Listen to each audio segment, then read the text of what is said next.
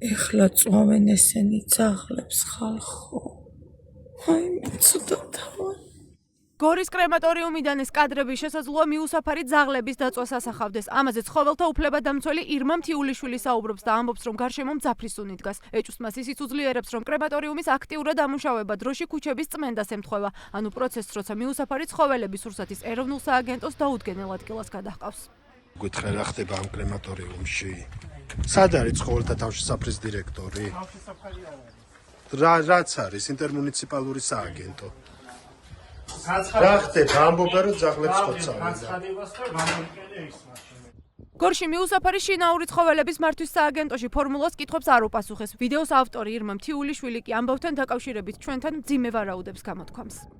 ადამიანა დამირეკა, რომელმაც გაუსაძლისი ხმაური გაიგონა თავშესაფრის მიმართულებით, მაინტერესებდა რა ხდებოდა.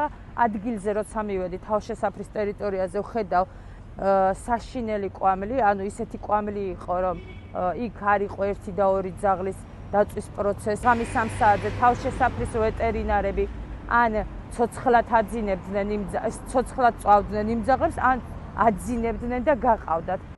მედიის დაინტერესების შემდეგ სააგენტოს მოგვიანებით განცხადების გავრცელება მოუწია და ცნობებს ტყუილი უწოდა. თუმცა სააგენტოს განმარტება კრემატორიუმში მხოლოდ ძაღლების ცოცხლად დაწვის ვარაუდს გამორიცხავს. უკვე გარდაცვლილი ცხოველების დაწვას კი უწყება კანონიერად აცხადებს. გსურს გამოვეხმაუროთ სოციალურ ქსელებში და სხვადასხვა სააგენტოების მიერ გავრცელებული არასწორ ინფორმაციას თითქოს მიუსაფარ ცხოველთა მართვის სააგენტოს მხრიდან რაიმე უკანონობას ჰქონდა ადგილი. მსგავსი ფაქტი არ დასტურდება. ეს არის სრული სიცრუე და დეზინფორმაცია. სააგენტოში არსებული კრემატორიუმი გამოიყენება მხოლოდ და მხოლოდ სხვადასხვა ქირურგიული და ვეტერინარული манипуляციის შედეგად მიღებული ნარჩენების და უკვე გარდაცვლილი ცხოველის უტილიზაციისათვის.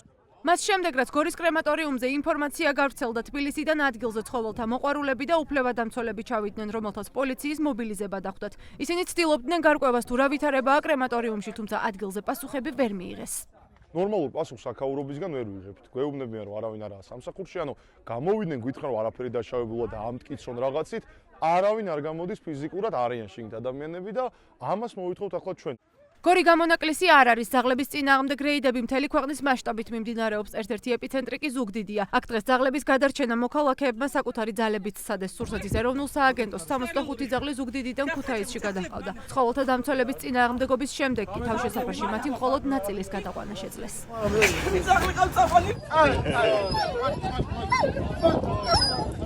იმისთვის რომ სადღაც ძაღლები გადაიყვანო და კარგ პირობებში გადაიყვანო, ესე იგი შესაბამისი ადგილი უნდა გქონდეს, ხო? სადმე ვინმე თქვა, რომ აი ამ და ამ ადგილას გადაყავს, სადაც ნორმალური პირობები ექნება, თუ მსგავსი რაღაც არ ყოფილა. ტროტუარი ხო არ არის ეგეთი ადგილი და ამიტომ თავშესაფარში ადგილები არ არის. ანუ ადგილები არა გაქვს და სად მიყავს? უკაცრიელ ადგილას მიყავს თუ სხვა უბანში. მაგით პრობლემა როგორ შეიძლება გვარდებოდეს? ესე იგი შენ იმეტები იმისთვის რომ სადღაც შიმშილით მოკვდეს, ან სადღაც საერთოდაც ძაღლების სხვა ხროვამ დაგლიჯოს და რა ვიცი, ნებისმიერი რაღაც შეიძლება იყოს.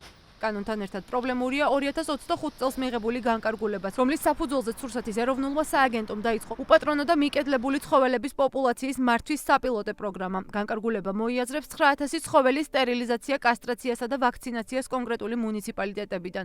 უფლებადამცველები ამბობენ, რომ მიუხედავად იმისა, რომ ამ პროგრამაში დედაქალაქი არ შედის, ცხოველები თბილისიდანაც გადაჰყავთ და სურსათის ეროვნული სააგენტოს ქმედებები კანონს ეწინააღმდეგება.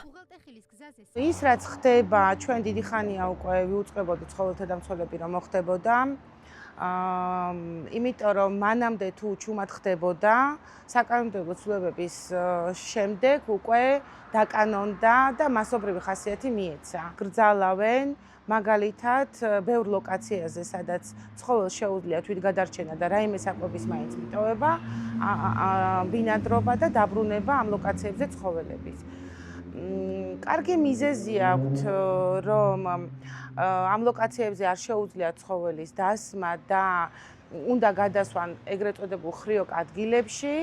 ჩემი აზრით არანაირი მნიშვნელობა არ აქვს ძაღლს ცოცხლად დაწვავ, ევთანაზიას გავუკეთებ და ისე დაწვავ ან გადააგდებ, თუ ლოკაციას შეუცვლიდეთ, ანჯვით მოკვდება. ანუ საბოლოოდ მივდივართ იმ შედეგამდე, რომ ძაღლი კვდება ყველანაირად, ხო? ამიტომ სწორად უნდა მიუდგეს სახელმწიფო ამ საქმეს.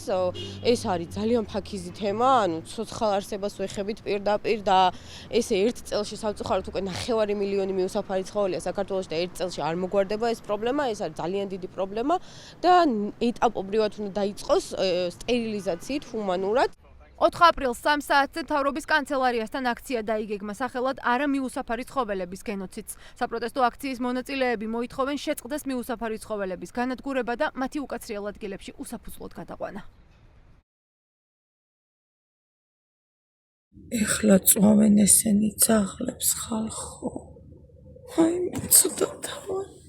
გორის კრემატორიუმიდან ეს კადრები შესაძლოა მიუსაფარი ძაღლების დაწვას ასახავდეს. ამაზე ცხოველთა უფლებადამცველი ირმა მთიულიშვილი საუბრობს და ამბობს, რომ გარშემო მძაფრის უნი დგას. ეჭვსმას ისიც უძლიერებს, რომ კრემატორიუმის აქტიურად ამუშავება დროში ქუჩების წმენდას ემთხვევა. ანუ პროცესს, როცა მიუსაფარი ცხოველების რუსეთის ეროვნულ სააგენტოს დაუდგენელ ადგილას გადაჰყავს. გითხრა რა ხდება ამ კრემატორიუმში? სად არის ცხოველთა თავშესაფრის დირექტორი? რაც არის ინტერმუნიციპალური სააგენტო. რა ხდება? ამბობენ რომ ძაღლებს ხოცავენ. გორში მიუსაფარი შინაური ცხოველების მართვის სააგენტოში ფორმულას კითხვებს არ უპასუხეს. ვიდეოს ავტორი ირმა მთიულიშვილი კი ამბავთან დაკავშირებით ჩვენთან მძიმე ვარაუდებს გამოთქვამს. ადამიანმა დამირეკა, რომელმაც გაუსაძლისი ხმაური გაიგონა თავშესაფრის მიმართულებით, მაინტერესებდა რა ხდებოდა ადგილზე, როცა მივედი თავშესაფრის ტერიტორიაზე ვხედავ საშინელი კვამლი, ანუ ისეთი კვამლი იყო, რომ იქ არ იყო 1 და 2 ძაღლის დაწვის პროცესი. ამის 3 საათზე თავშესაფრის ვეტერინარები ან ცოცხლად აძინებდნენ ცოცხლად წვავდნენ იმ ძაღლებს, ან აძინებდნენ და გაყავდათ. მედიის დაინტერესების შემდეგ სააგენტოს მოგვიანებით განცხადების გავრცელება მოუწია და ცნობებს ტყუილი უწოდა. თუმცა სააგენტოს განმარტება კრემატორიუმში მხოლოდ ძაღლების ცოცხლად დაწვის ვარაუდს გამორიცხავს. უკვე გარდაცვლილი ცხოველების დაწვას კი უწყება კანონიერად აცხადებს. სურს გამოვეხმაუროთ სოციალურ ქსელებში და სხვადასხვა სააგენტოების მიერ გავრცელებულ არასწორ ინფორმაციას თითქოს მიუსაფარ ცხოველთა მართვის სააგენტოს მხრიდან რაიმე უკანონობას ჰქონდა ადგილი. მსგავსი ფაქტი არ დასტურდება, ეს არის სრული სიცრუე და დეზინფორმაცია. სააგენტოში არსებული კრემატორიუმი გამოიყენება მხოლოდ და მხოლოდ სხვადასხვა ქირურგიული და ვეტერინარული манипуляციის შედეგად მიღებული ნარჩენების და უკვე გარდაცვლილი ცხოველის უტილიზაციისათვის. მას შემდეგ, რაც გორის კრემატორიუმზე ინფორმაცია გავრცელდა, თბილისიდან ადგილზე ცხოველთა მოყვარულები და უფლებადამცველები ჩავიდნენ, რომელთაც პოლიციის მობილიზება დახვდათ. ისინი ცდილობდნენ გარკვევას თუ რა ვითარებაა კრემატორიუმში, თუმცა ადგილზე პასუხები ვერ მიიღეს. ნორმალურ პასუხს საქაურობისგან ვერ ვიღებთ. გვეუბნებიან რომ არავინ არაა სამსახურში, ანუ გამოვიდნენ გითხრან რომ არაფერი დაშავებულა და ამტკიცონ რაღაცით, არავინ არ გამოდის ფიზიკურად არიან შიგნით ადამიანები და ამას მოვითხოვთ ახლა ჩვენ. გორი გამონაკლისი არ არის. ძაღლების წინააღმდეგ რეიდები მთელი ქვეყნის მასშტაბით მიმდინარეობს. ერთ-ერთი ეპიცენტრი კი ზუგდიდია. აქ დღეს ძაღლების გადარჩენა მოქალაქეებმა საკუთარი ძალებით სცადეს. სურსათის ეროვნულ სააგენტოს 65 ძაღლი ზუგდიდიდან ქუთაისში გადაჰყავდა. ცხოველთა დამცველების წინააღმდეგობის შემდეგ კი თავშესაფარში მათი მხოლოდ ნაწილის გადაყვანა შეძლეს.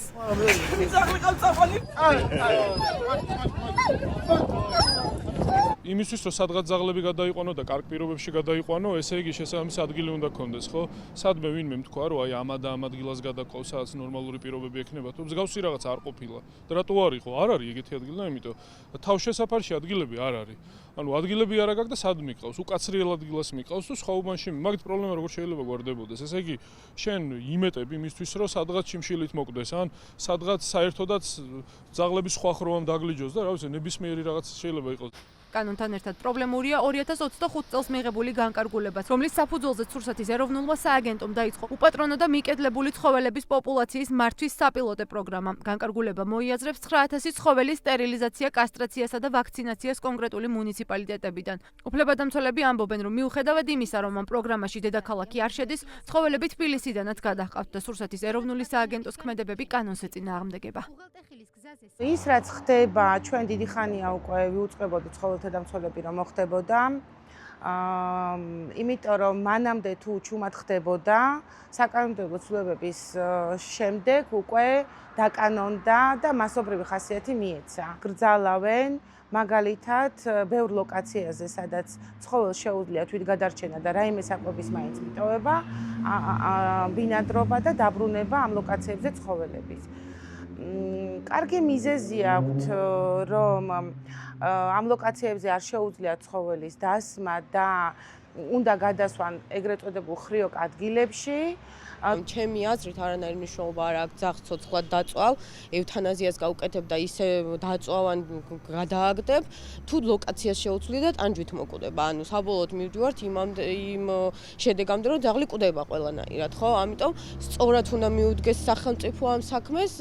ეს არის ძალიან ფაქიზი თემა, ანუ ცოცხალ არსებას ვეხებით პირდაპირ და ესე ერთ წელში სამწუხაროდ უკვე 9 მილიონი მიუსაფარი ცხოველია საქართველოში და ერთ წელში არ მოგვარდება ეს პრობლემა, ეს არის ძალიან დიდი პრობლემა და ეტაპობრივად უნდა დაიწყოს სტერილიზაციით ჰუმანურად. 4 აპრილს 3 საათზე მთავრობის კანცელარიასთან აქცია დაიგეგმა სახელად არა მიუსაფარი ცხოველების გენოციდს. საპროტესტო აქციის მონაწილეები მოითხოვენ შეწყდეს მიუსაფარი ცხოველების განადგურება და მათი უკაცრიელ ადგილებში უსაფუძვლოდ გადაყვანა.